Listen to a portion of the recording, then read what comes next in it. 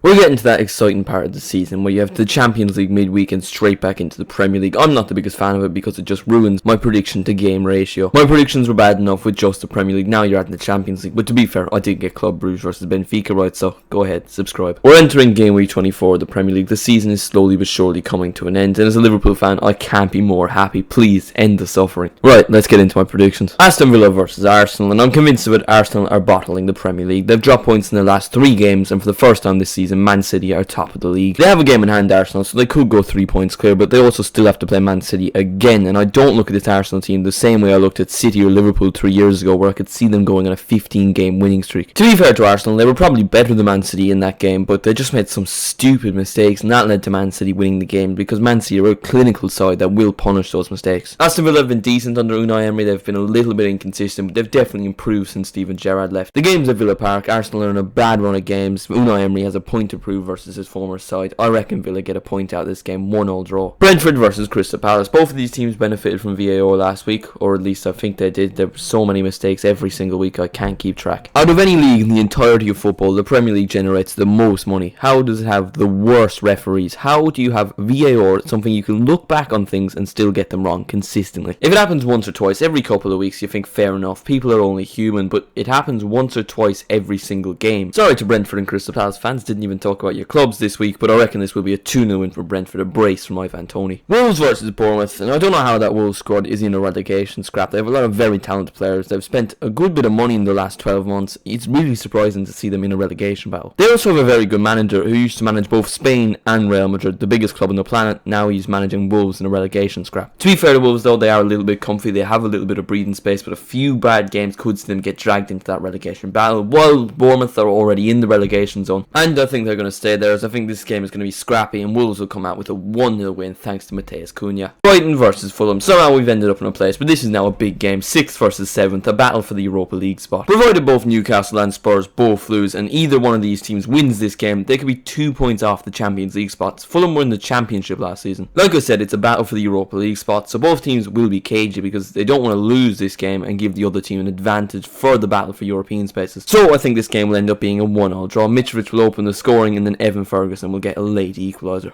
Everton versus Leeds. On Monday, Everton lost to one of the worst teams in the Premier League, Liverpool. That was Liverpool's first league win of 2023. Losing to Liverpool is almost as bad as my percentage of viewers that aren't subscribed. 89%. How is that even possible? Subscribe. Leeds are still looking for a manager. My prediction is they'll end up with Steven Gerrard, but as things stand, they still don't have a permanent manager. Everton's home form at Goodison last season kept them up. They were fantastic, so I fancy them to get a win out of this game. Sean Dyche, proper game, 1-0, a goal from a corner thanks to Tarkowski. Chelsea versus Southampton. It looks like things are starting to click at Chelsea. They played very good football versus Dortmund. The problem was they just couldn't score. João Felix was brilliant. He did everything. He even created chances for himself. He just can't shoot. He even said himself he doesn't like playing as a striker. He'd prefer being more of a second striker or an attacking midfielder. I don't think Chelsea seem to be aware of this. If Chelsea can't score, what Southampton should do is travelling to Stamford Bridge. They should go all out defensive, try block them out and try get a point, and I fancy them to do that. I reckon this game will be a 0-0 draw. Nottingham Forest versus Man City. My honest prediction for this match is the champions of Europe, you'll never sing that, will be sung more than there will be goals in this game. That's not really a prediction though, is it? Because you know what's going to happen. It's almost a guarantee. Man City are now top of the Premier League after beating Arsenal at the Emirates. A good performance, but it was mostly Arsenal mistakes, which Man City capitalised on, so you have to give them credit. They're going to stay top of the league anyway for at least another week. I fancy Man City to win this game 3-1. Erling Haaland will score 2 and Kevin De Bruyne will score 1. Newcastle versus Liverpool. Season defining game from Liverpool. If they lose this, I think top 4 is over. Newcastle have had a few bad results in the last couple of weeks, so I think this is a very good opportunity for Liverpool. A good 2-0 win in the Merseyside derby. It looked like the Liverpool of old. Darwin Núñez was fantastic and he's really looking like a better player every single game. I just feel like it's been such a bad season for Liverpool that we're entering one of those runs that they so often go on where they win 5-10 games in a row and that will get them into the top 4. I think Liverpool will win this game 2-1 thanks to a goal from Cody Gakpo and a last minute winner from Darwin Núñez. Man United versus Leicester. In Leicester's last 2 games they've scored 4 goals in both games. It looks like they could be back. Now one of those games Fraser Foster was in goals, so you can't really count it, but it looks like Leicester are coming back to the team of old, at least in the last 2 games anyway. Now I'm recording this video before Barcelona versus Man United, but I'm assuming Barcelona will win, and if they don't, you'll be in the future. Comment ha ha ha ha, comment Barca L. Man United are having a very good season and some of their players' eyes might be on the Carabao Cup final next week, but I'd still think they'd be good enough to beat Leicester at Old Trafford. So I think United will win this game 2-0 thanks to 2 from Marcus Rashford. Spurs versus West Ham. Recently I've been on form with West Ham predictions. I've gotten the last 2 right. This is for the hat-trick. I'm that confident that I'm going to make it 3 times in a row that in my next live stream, if I do get this prediction wrong, I will gift a channel membership. So make sure to subscribe and notifications turned on. Spurs have lost their last 2 matches. They do also have Fraser Foster in goals. They're at a big disadvantage. Conte won't be on the touchline. West Ham are putting together some decent results, so I think they will get a point out of this game for the hat-trick. I reckon this game is going to be a 1-1 draw. But let me know what you think in the comments. What do you make of my Game Week 24 Premier League predictions? Let me know your Game Week 24 Premier League predictions in the comments. If you did enjoy the video, make sure to leave a like. If you didn't enjoy the video, make sure to leave a like. For the 56th time in this video, I'm going to ask you to subscribe. If you really want to support the channel, feel free to become a channel member. Thank you all so much for watching the video, and I will see you